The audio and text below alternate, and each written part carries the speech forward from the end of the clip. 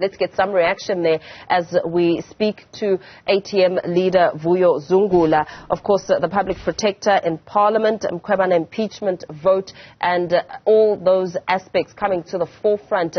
Very good morning to you, Mr. Zungula. Thank you so much for your time. Advocate Busisiwe Mkhwebane, you have been behind her for quite some time, and also really just urging and pushing for a secret ballot in the vote to remove suspended Public Protector Busisiwe Mkhwebane. You've continued to support her and backed her attempts, even as the National Assembly Speaker has rejected your request for a secret ballot. Perhaps let's talk about how you see this, how you view the manner in which Advocate Busisiwe Mkhwebane, her career, I mean, how it's all really just seemingly coming to an end. Look, I think let's remind the viewers that when you talk about the current Public Protector, when she was elected in Parliament, the DA called her a spy, they called her so many names, even wanting to go to court to seek to remove her as an advocate. They tried so many things in order to tarnish the good reputation of Advocate Mkhwebane. She went in to office, and the work then was evident. If you look at how she got a clean audit for the first time in the office, and the number of cases that she managed to do within 1 year, and how even the so-called political cases, she managed to find a way around them. Now, if you look at now the start of the process, this process was started by the very same DA, which for the longest time has made it their personal ambition to get rid of Advocate Mkhwebane. Now, when that process started, it was also a process that was tainted in terms of the justness of the process, because you remember that she had to go to court in order to fight for representation. There's so many inconsistencies and unjust practices that were found in that particular process. The latest of those was when the late Ms. Tina Joemat-Pettersson approached the husband of Advocate Mkhwebane in order to solicit a bribe on behalf of 2 other ANC members. That on its own, you'll recall that even she was barred from sharing that evidence, which is in the form of the WhatsApp conversations and the voice note, to the media. Now, which clearly shows that this process was nothing but a witch hunt. There was a clear objective of removing Advocate Mkhwebane in order to send a message to all of the public servants that when they work in terms of their roles in the public service, they must always stay in line with the prescripts and the interests of the ANC. If they do not do that, what happened to Advocate Mkhwebane will happen to them. So that is why, for example, you see the likes of the Reserve Bank issuing a 2-page report absolving the president of any violations on Phala, whereas there's clear evidence of wrongdoing. That is why even the acting Public Protector, goes so hard in terms of trying to protect the president on something that is very clear. So we view this as a travesty of justice, because we cannot allow a case whereby laws are bent in order to prosecute one individual who has worked tirelessly in order to service our country. So, Mr. Zungula, are you saying that with all of this, that we as citizens perhaps should just turn a blind eye on her other mishaps and, I mean, the judgments in court, and that in itself, what she was referred to by some judges in matters that she has lost? What happens there? I mean, surely this should be a balanced, analysis of Advocate Busisiwe Mkhwebane. Look, the Office of the Public Protector is a quasi-judicial body in the context of it works similarly to judges. So you find that judges, they prepare judgments, and those judgments from time to time go to higher courts and sometimes get to be overturned. It is the same case in the case of a public protector, because the reports of the public protector will be prepared. However, people can challenge those reports, and they will go to a higher court, sometimes win, sometimes lose.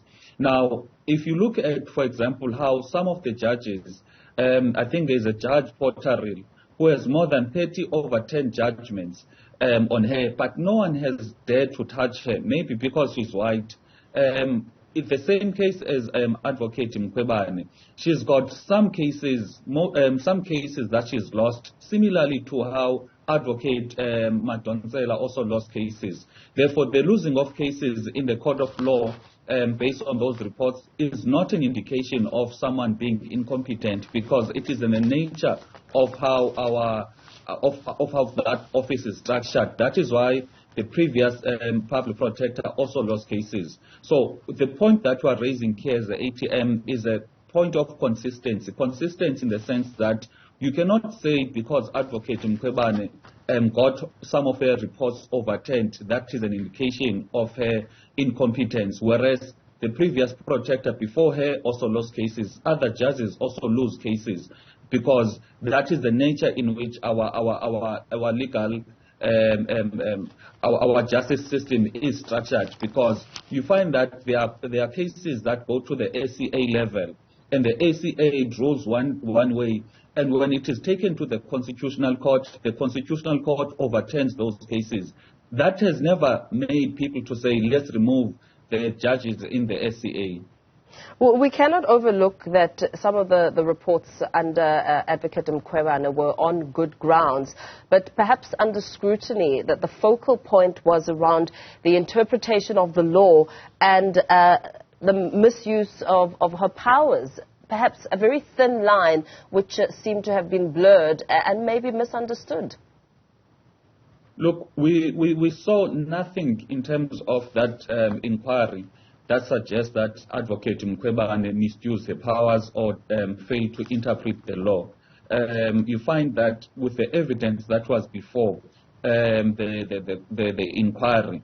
And also, let's remind the viewers that when this sham of an inquiry was abruptly ended, when she was testifying, when she was under oath, it was when she was providing evidence to some of these judgments that may have been incorrect or did not have the entire information before the judgments were made.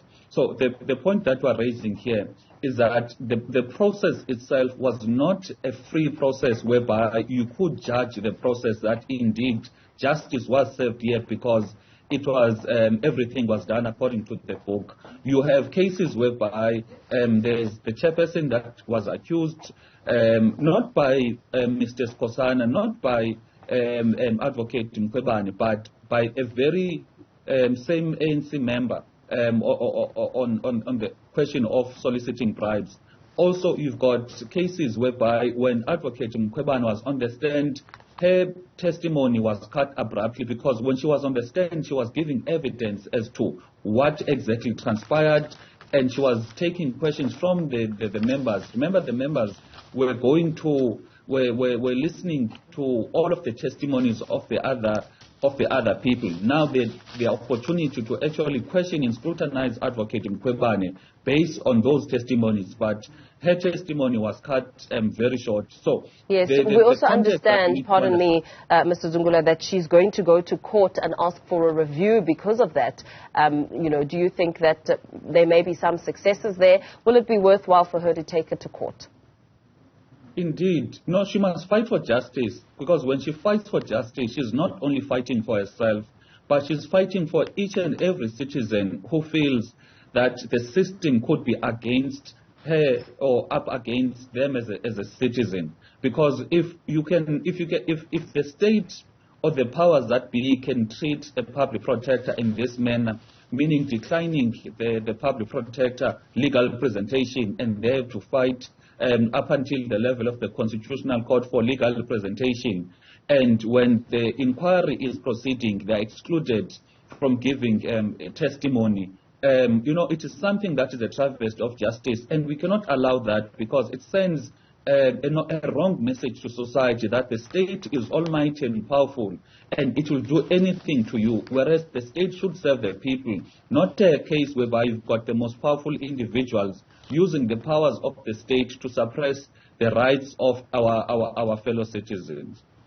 So we also know that your request for a secret ballot was rejected by National Assembly Speaker Nosiviwe Mapisa-Nqakula. Perhaps just give us a bit more on the reasons that you felt that this was imperative, because Mapisa-Nqakula says citizens have the right to know their representatives' vote on the matter. Yeah, look, you need to balance that right of transparency with also the obligation of Parliament to hold the executive accountable, or to hold even Chapter 9 institutions accountable.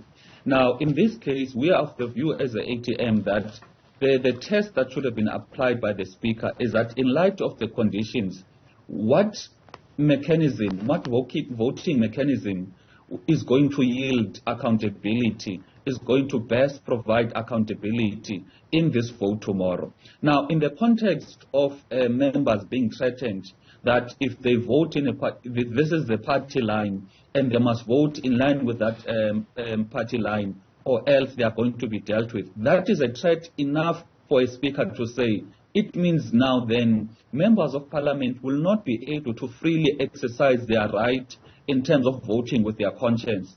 And it is something that boggles us as an ATM, in that in the previous parliament, you find that more often than not, the question of voting with conscience, it was something that was encouraged to members of parliament.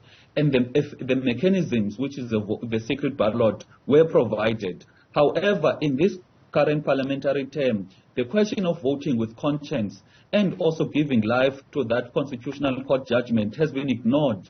So, meaning you've got a case whereby the previous parliament only made rules for certain people, not making rules in terms of principle. So that is why we as the ATM, we felt strongly that let there be secret ballot so that members are able to vote with their conscience, and let us have as a parliament and our society principles so that we don't make rules for certain individuals when other individuals are in office. The rules are now changing. Yeah. Mkhwebane has told the Sunday World that her fate is in God's hands, and that she is really, as she faces a moment of truth in Parliament tomorrow, she's hoping that the MPs will allow her to at least finish her term, because there's only a few weeks just before the 7-year term comes to an end next month. And also, at the same time, we know that Kollega Gcalega's also set to really be recommended into the post. What are your thoughts around Kollega Gcalega? Look, Advocate Gcalega made, firstly, she was not the person that was supposed to investigate Phala Phala. When she investigated Phala Phala, the basic, what people should know is that she had an incentive of producing a report that exonerates the president in order to win the favor of the president that has got powers to appoint her as a public protector. So what truly happened here was a case of I scratch your back, you scratch mine, because the Kollega Gcalega protected the president, and then now she gets a favor of being appointed as a public protector. Because if you look at the nature of her report, it is very, very fundamentally flawed on many fronts. For example, the question of Mr. Ramaphosa doing paid work. She believes that there's paid work is the same as having financial interest, which is the same as having shares in a company. Whereas the evidence that is there is that Mr. Ramaphosa had taken part in operational decisions. He took decisions as to where the money must be stored and what pieces of animal must be sold, etc. And on the question again of paid work, she believes that a person needs to spend quite a number of considerable amount of time in a farm or in a place for them to be considered as working there. Whereas in the times of COVID, you find that a person can live in Cape Town but do work for a company that is based somewhere else.